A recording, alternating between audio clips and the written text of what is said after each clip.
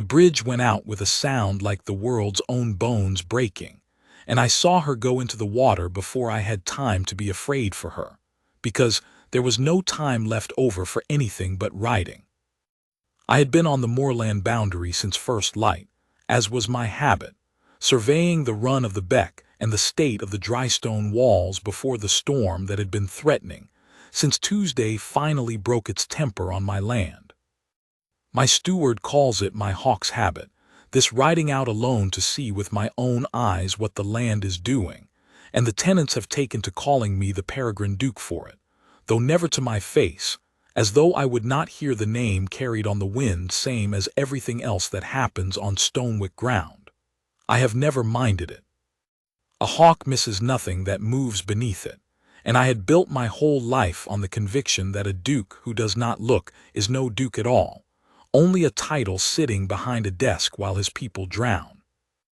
That morning the rain had turned from a nuisance into a siege, and the beck that cut along the moor's eastern edge, ordinarily a modest thread of water a child could hop across, had swollen in the space of 2 hours into something dark and muscular and full of purpose.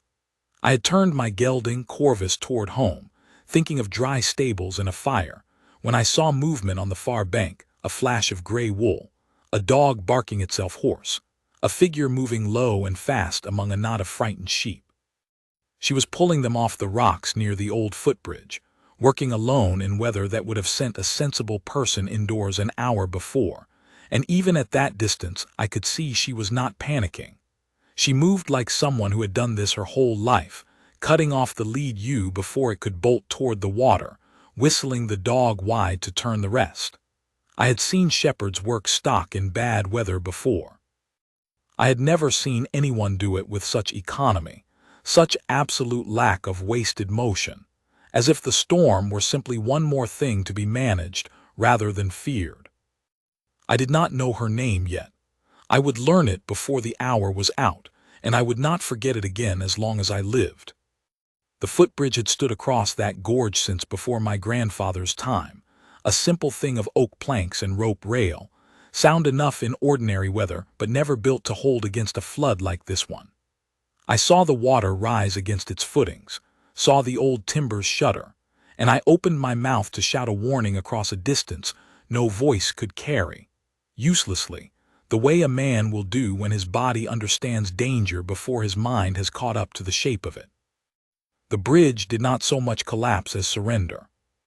One moment it spanned the gorge, and the next the whole structure folded sideways into the flood with a crack that I felt in my chest before I heard it, and she was on it.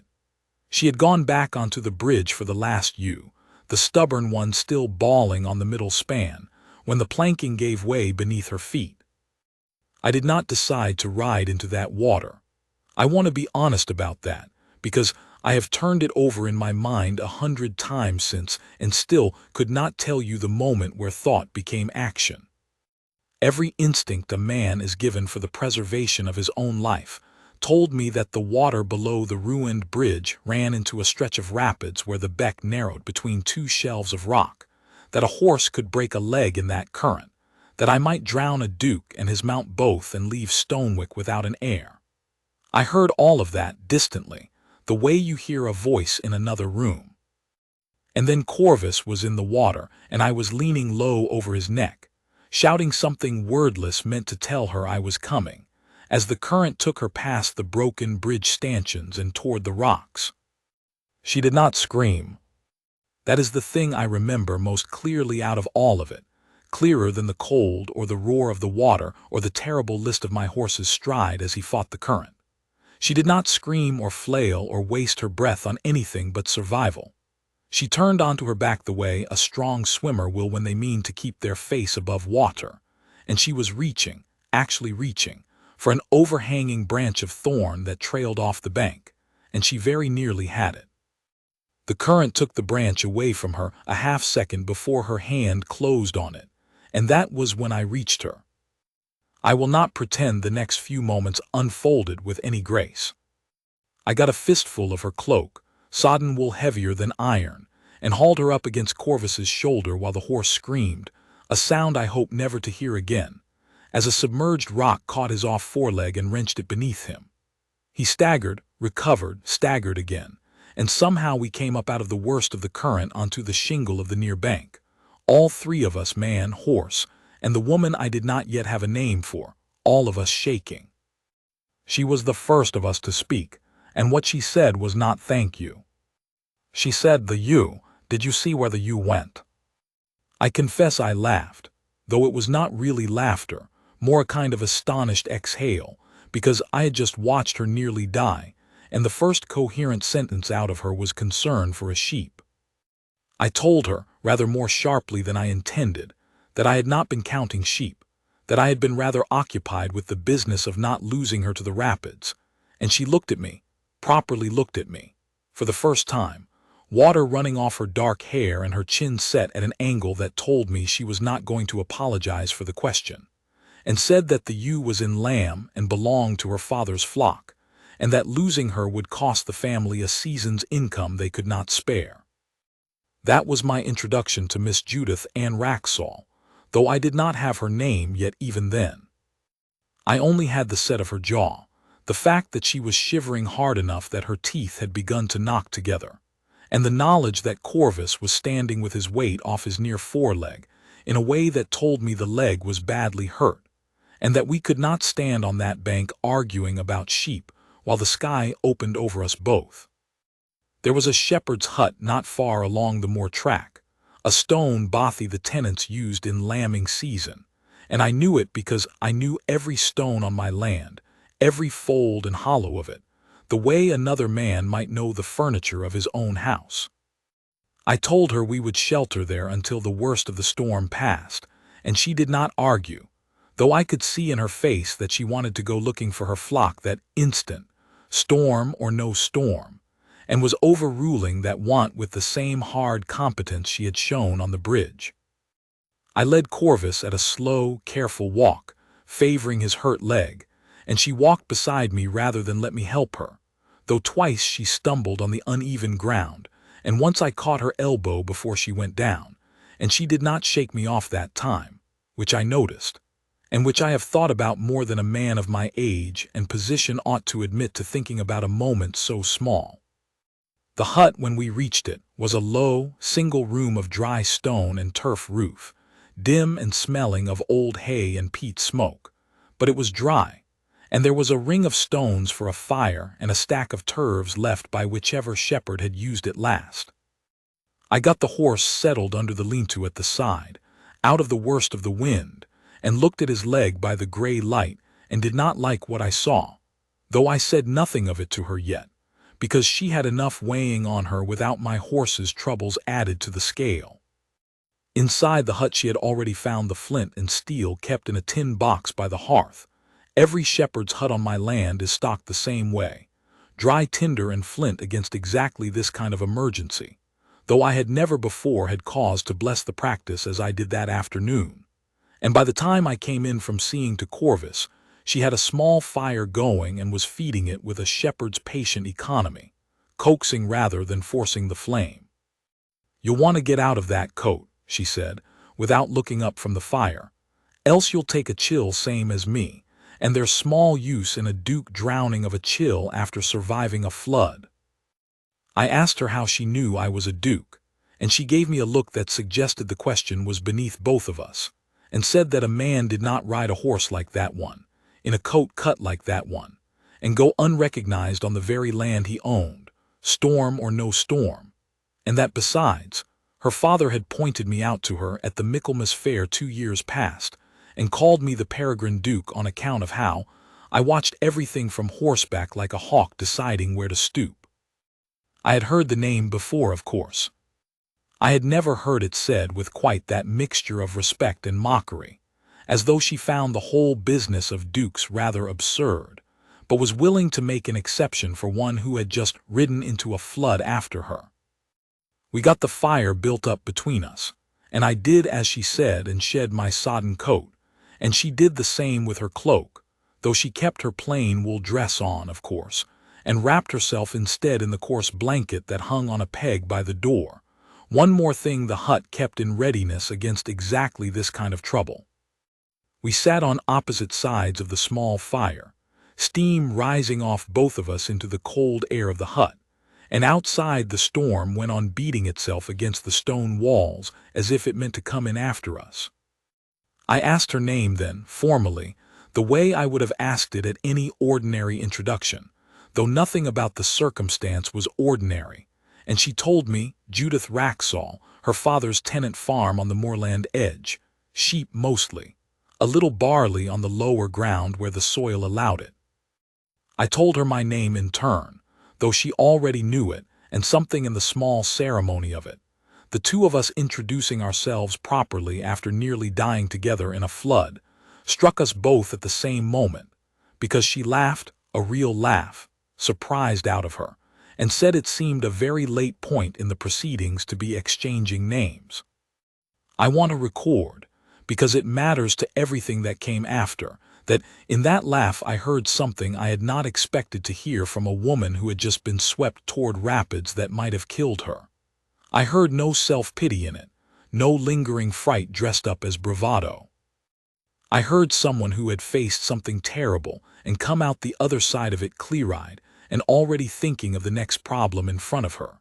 which at that moment was apparently the question of how many of her father's sheep remained on the wrong side of the water, and whether the dog had managed to hold the rest of the flock together without her. I told her, as gently as I knew how, that the sheep would keep until the storm broke, and that I intended to see her home safe to her father's farm the moment it was possible to travel, and not one moment before. She did not like being told what she would and would not do. I saw the flash of something proud and unyielding cross her face, but she did not argue the sense of it, because whatever else Judith Wraxall was, she was not a fool, and she knew as well as I did that neither of us would help her father's flock by breaking our necks on flooded ground in the dark. So we sat and we waited, and the fire built its small circle of warmth against a hut full of drafts, and we talked. I have turned over in my memory, many times since, what we spoke of in those hours, because I could not at the time have told you that anything of importance was passing between us. I remember asking her about the farm, about her father, who it seemed had been ailing since the previous winter and left more and more of the flock's daily management to her, and about her mother, 3 years gone, and a younger brother off in service in the next county. I remember she asked me nothing about the dukedom or the house or any of the things people generally ask a man in my position, but asked instead whether I had ever lost a horse to a flood before, and looked genuinely troubled when I admitted I feared for Corvus's leg, and asked to see it the moment the rain let up even slightly, because she said she had set a ewe's broken leg herself the winter before last, and was not entirely without skill in the matter. I remember thinking, somewhere in the middle of that conversation, that I had spent a great many years being spoken to as a duke, deferred to, managed, agreed with, and could not recall the last time anyone had spoken to me as plainly as this woman did, wrapped in a shepherd's blanket, her hair drying in dark loose waves by the firelight, telling me without hesitation that my steward had been shortchanging the Wraxall farm on drainage repairs for 2 seasons, and she meant to bring it up herself if nobody else would. I did not tell her that day everything that moved in me as I watched her. It would not have been proper, and more than that, it would not have been true yet, not fully. What I felt in that hut was closer to astonishment than to anything I yet had a name for, astonishment that a woman could face what she had faced and speak of drainage ditches an hour later with her chin still lifted. But when the fire caught the side of her face just so, and she paused mid-complaint to look toward the door as if she could see her sheep through solid stone by will alone, something in my chest turned over that had not turned over in a very long while, and I understood, distantly, the way you understand weather coming before the first drop of rain, that I was in some kind of trouble. The storm broke around dusk, enough that the worst of the wind dropped and the rain settled into a steadier patter, and I told her we would ride for her father's farm while there was still light to see the track.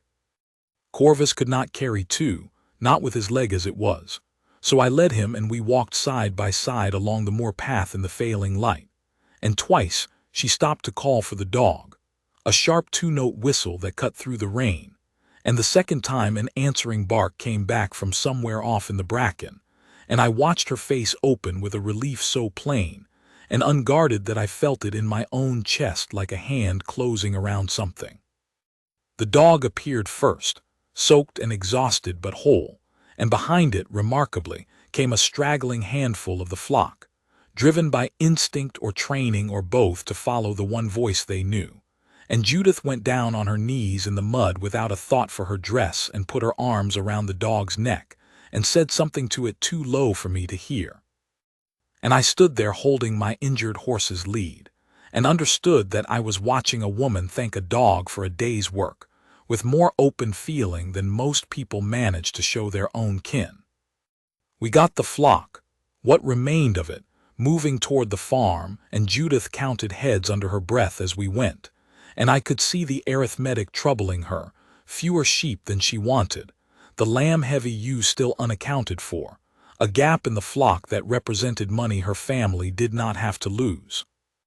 I told her I would send men out the next morning to search the banks downstream, that whatever could be recovered would be recovered, and whatever could not would be made good from the estate, and she stopped walking and looked at me with an expression I did not immediately understand, and said that she had not asked for charity and did not want it. I told her it was not charity. I told her that a landlord who let his tenants bear the whole cost of a flood that had destroyed his own bridge was no kind of landlord at all, only a man collecting rents and calling it stewardship, and something in that answer seemed to satisfy her, though she still looked at me for a long moment before she nodded and turned back to the track, and I understood that I had passed some manner of test I had not known I was being given. Her father's farmhouse came into view at last through the thinning rain, low windows lit gold against the gray evening, and a man came out onto the step at the sound of the dog's bark, and stood there gripping the doorframe as though his legs might not otherwise hold him, and I saw in his face, when he understood what had happened, what his daughter had nearly lost, and what she had, in some measure, been given back. He wept, this stern-looking moorland farmer, wept without shame in front of a duke he had met only twice before in his life, and gripped my hand in both of his and could not, for a full minute, manage any words at all.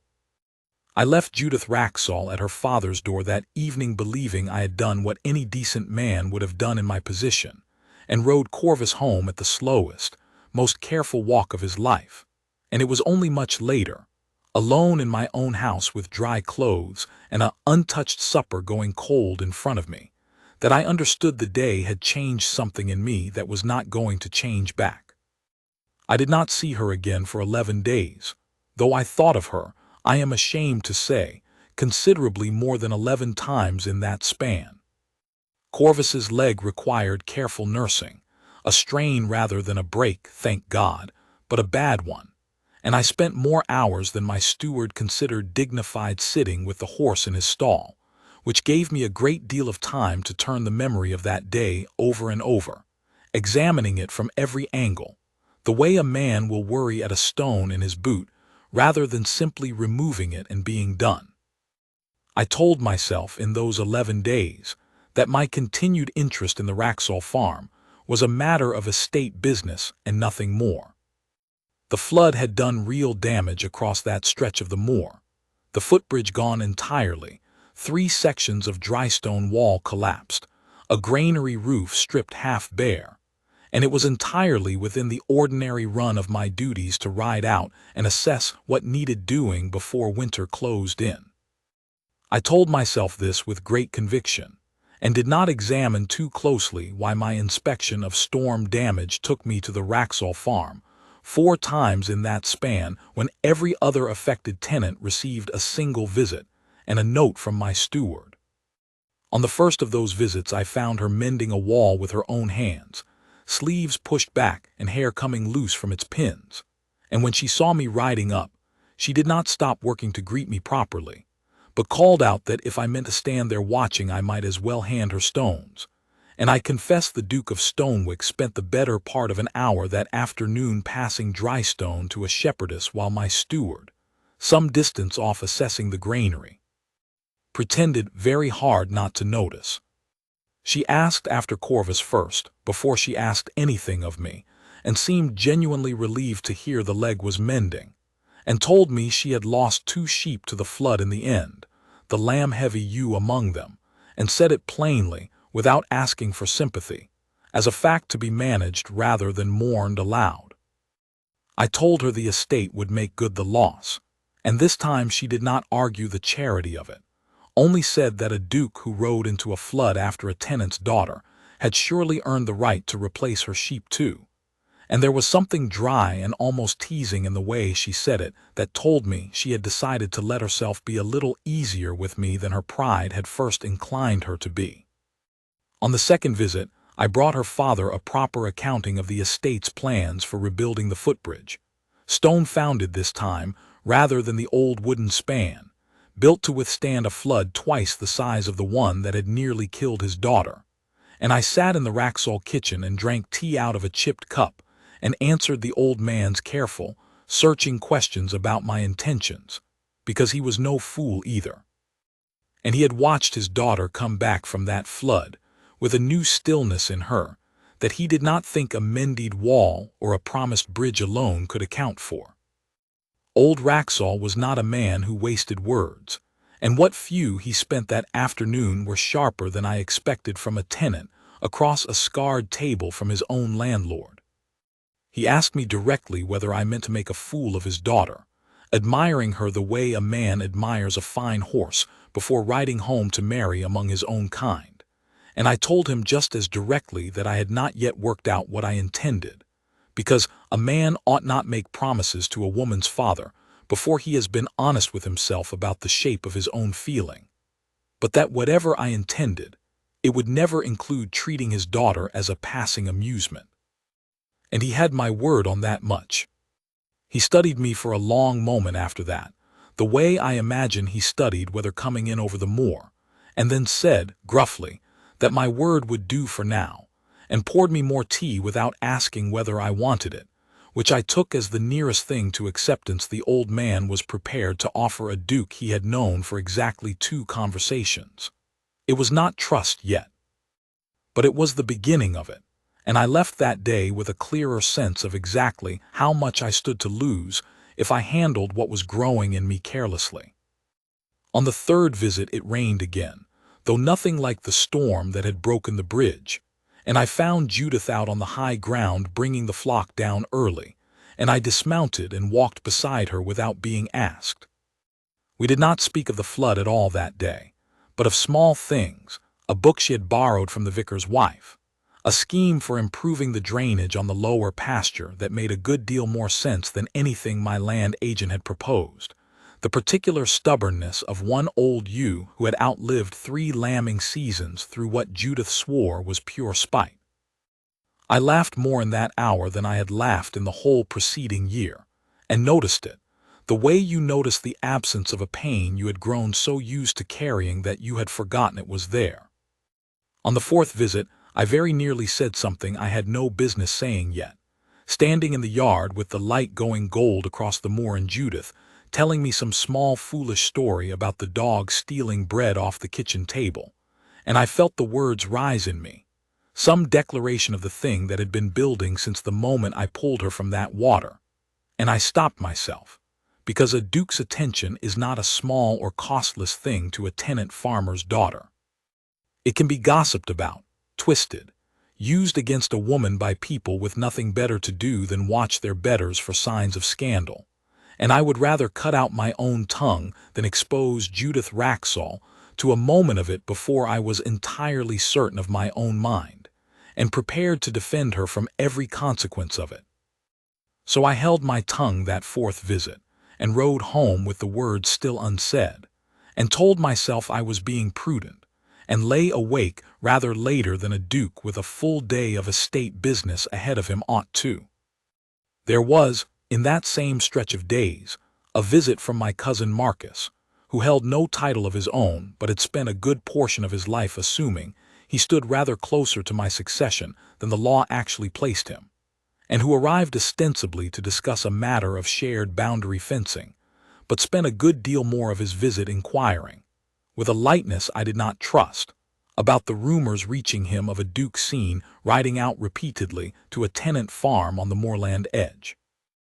I told him plainly that I had pulled a tenant's daughter from a flood and continued to see to the family's welfare in its aftermath, which was no more than any landlord owed his people.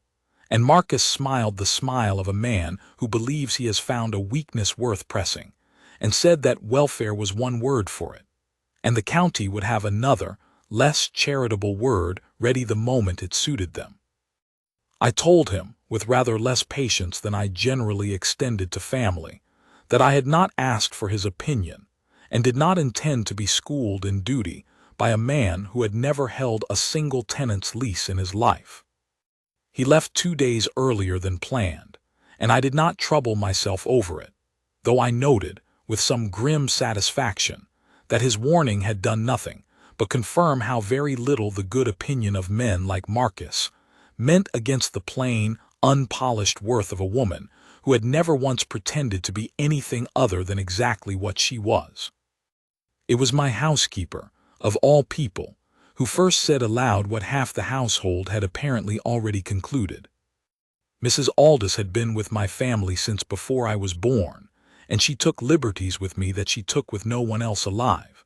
And one evening after my 4th visit to the Wraxall farm, she set down my supper with rather more force than the dish required, and said that she had known me since I was a boy in short coats, and had never once, in all that time, seen me ride out 4 times in a fortnight to look at a wall that did not need looking at twice. I told her, with as much dignity as I could summon, that the footbridge was a significant undertaking and required careful oversight. She said that careful oversight did not generally leave a man humming to himself while he changed for supper, and left the room before I could construct a suitable answer to that, which was, I think, entirely her intention. I did not go back to the Wraxall farm again for a week after that, out of some notion that I ought to prove to myself, and to Mrs. Aldous, and to the whole watching household, that I was not a man ruled by a fortnight's infatuation. It was, in hindsight, a foolish and rather cowardly week, because I spent every day of it thinking of Judith Wraxall exactly as much as I had thought of her before, only now with the added misery of not seeing her, and I do not believe I fooled Mrs. Aldous for one single hour of it. What finally sent me back was not a state business at all, though I dressed it as such even to myself. Word came to the house that old Wraxall had taken a worse turn than usual, his chest complaint settling in hard with the autumn damp, and I told myself that a landlord owed a sick tenant a visit of concern, and I rode out that same afternoon with a basket from my own kitchen broth, and the kind of restorative jellies my old nurse used to swear by, and a bottle of good brandy that I told myself was purely medicinal, and found Judith in the farmhouse kitchen looking more tired than I had ever seen her, dark shadows beneath her eyes, her hands never quite still. She did not have the energy that day for her usual dry wit. She simply looked at me, standing in her father's kitchen with my ridiculous basket of broth and jellies, and something in her face crumpled for just a moment. The first time I had seen anything like helplessness cross her features since the flood itself, and she said, very low, that she did not know how much longer she could manage the farm and the flock and her father's care all at once, and that she was tired in a way she did not have words for. I did not think. I crossed the kitchen and I took her hand, both of my hands around her one, and I told her she was not going to manage it alone, that I would send my own physician to see her father that very day, that I would have a girl from the village hired to help in the house whether she thanked me for it or fought me on it, and that whatever else was true in the world, she was not going to carry the whole weight of that farm on her own shoulders while I stood by watching.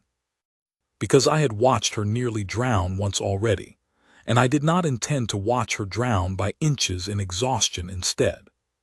She looked up at me then, my hand still around hers, and there was a long moment where neither of us said anything at all, the fire ticking in the grate and her father's rough breathing carrying faintly from the next room, and I understood that we had arrived, without either of us quite choosing the hour of it, at the edge of something neither of us could pretend not to see any more. "You cannot keep doing this," she said finally, very quiet. "Riding out, bringing baskets, sending physicians. People will talk, Your Grace, and it is my name that will be dragged through it, not yours." I told her that I knew it, that I had known it since the fourth visit when I had bitten back words I had no right to say until I was certain, and that I was certain now, and that if she would permit it, I intended to make sure no one ever again had cause to say her name as anything but Duchess of Stonewick. I have never, before or since, said anything so plainly or with so little of my usual caution, and I watched the shock of it move across her face, followed by something that was not quite disbelief and not quite hope but some trembling combination of the two. And she said, when she found her voice again, that I could not possibly mean it, that a duke did not marry a shepherdess, that the whole county would call it madness and worse. I told her that the whole county might call it whatever it liked, that I had spent 11 years as duke being agreed with by people who wanted something from me, and instructed by people who assumed they knew my own mind better than I did, and that the only person who had spoken to me plainly, without flattery or fear, in longer than I cared to admit, was standing in front of me in a farmhouse kitchen with her father's illness weighing on her, and mud still faintly ground into the hem of her second-best dress, and that I would rather have her honesty at my side for the rest of my life than the whole county's approval. She did not answer me with words, not at first. She looked at me for a long moment, and then she laughed, not the easy laugh from the shepherd's hut, but something rower, closer to tears, and she said that I was a very strange sort of duke, and I told her that I had been called worse, and she said at last that she would need to think, because her father's health and her family's whole situation could not be settled on the strength of one overwhelmed afternoon and a basket of broth, however well meant. And I told her that I would wait as long as thinking required, because I had already waited 11 years to feel the way I felt standing in that kitchen, and I was not about to begrudge her a few weeks to catch up to it. I sent the physician that same evening, a careful, kind man named Dr. Meacham who had tended 3 generations of my own family, and he confirmed what Judith had already feared, that her father's chest was weak and likely to remain so, though with proper care and a milder season he might yet see grandchildren, a phrase that made Judith go very still when the doctor said it in front of both of us, and made me look studiously at the middle distance and say nothing at all, though my ears, I am quite sure, went red. I hired the girl from the village, over Judith's initial objections, which were fewer and less determined than I had expected. I think because she was tired enough by then to recognize help when it was offered honestly rather than as charity dressed up to wound her pride. And I kept visiting, though I made myself slow it to something nearer a reasonable pace, twice a week rather than 4 times in a fortnight,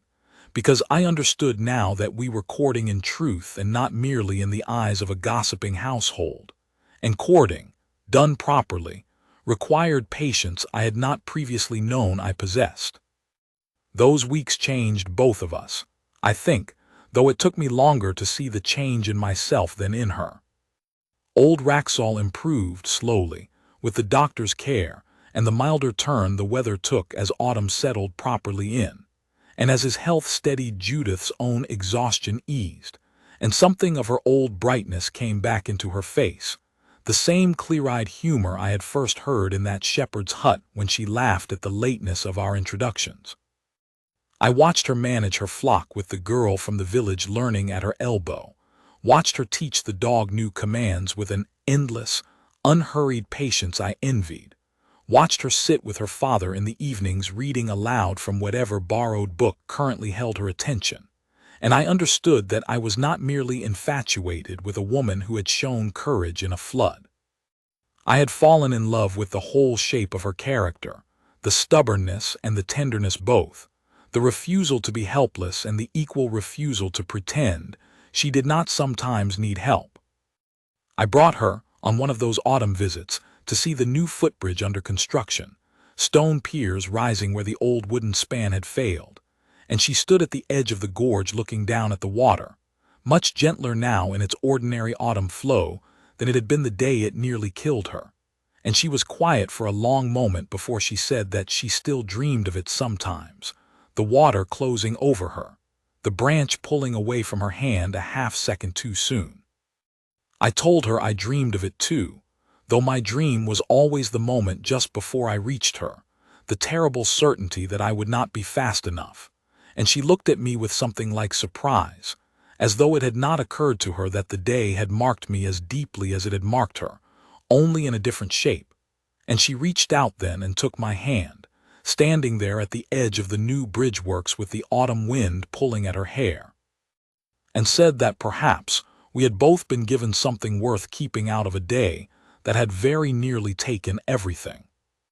It was there, at the edge of that half-built bridge, that I asked her properly, not with a basket of broth and desperate words in a farmhouse kitchen, but with the quiet steadiness I had been trying to earn back since that overwhelmed afternoon, whether she would do me the honor of becoming my wife, and she said yes with no hesitation at all this time,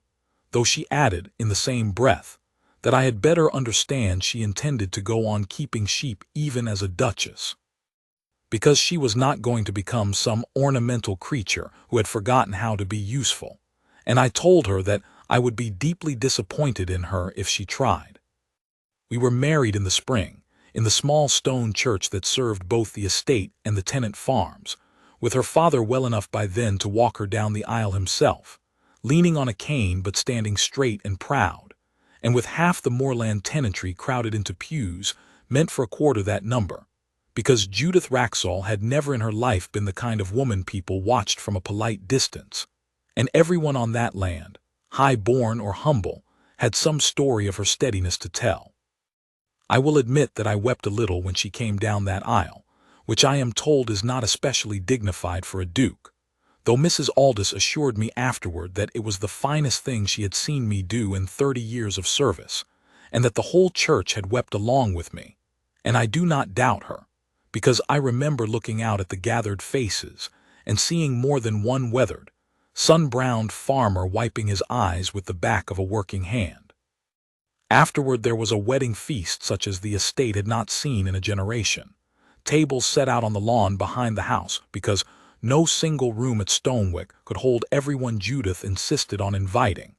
and I stood at the edge of it for a while, simply watching her move between the tenant families and the estate staff, and the handful of my own relations who had deigned to attend,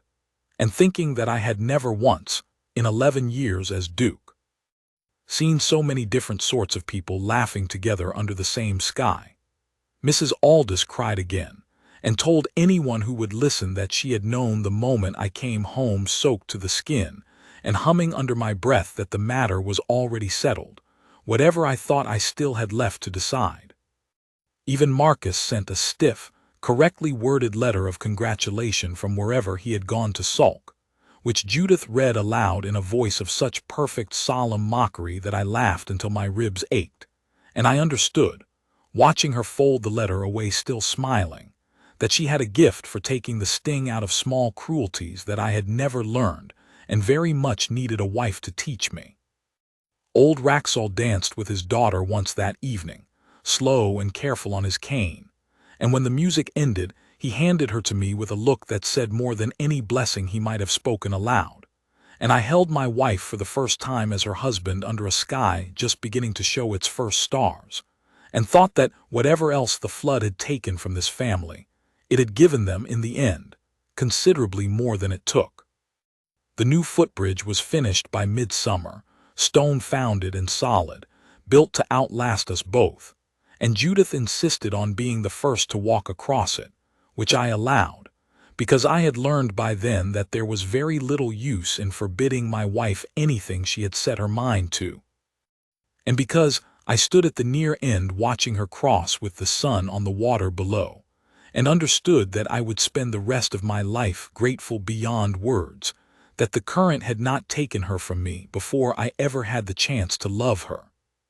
We keep the old shepherd's hut standing to this day, though it sees less use now than it once did, because Judith will not hear of it being torn down or left to fall in. And on the anniversary of the flood each year, we ride out together to sit by its hearth for an hour, just the two of us, and remember the day the water tried to take her and gave me instead the whole rest of my life. People still call me the Peregrine Duke, and I have made my peace with the name, because a hawk that watches its territory closely enough will eventually see the one thing on the ground worth diving for. And I dove, that stormy afternoon, faster and harder than I have ever moved in my life, and caught the one thing I did not know until that moment I had been searching for across every acre of Stonewick land. My wife still tends her flock most mornings, still whistles the dog across the high pasture, still meets every crisis, large or small, with the same unshaken competence that first showed me who she was while she was busy nearly drowning and worrying,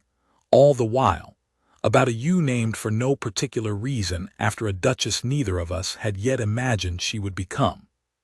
She tells our children now, the two of them, a boy with her steadiness and a girl with my dark hair, and I am told, my wife's own stubborn chin, the story of the flood and the bridge and the Duke who rode into the water after their mother. And she always insists on adding at the end of it that she would have gotten herself out eventually, given a little more time and a slightly less treacherous branch. And I always answer that I do not doubt it for a moment, and that I am simply grateful I did not have to find out, because some men are given a single hour in their whole lives that matters more than all the rest put together, and I had the great, undeserved fortune to recognize mine while it was happening, and to ride into it instead of away. That, in the end, is the whole of what I have to tell. I was a duke who watched his land from horseback and believed that watching was itself a kind of duty faithfully done. And then one autumn storm showed me that watching is only ever the beginning of stewardship, and that a man who truly means to guard what is his must be willing, when the moment comes, to ride into the flood itself, and trust that his own two hands will be enough to hold what the water is trying to take.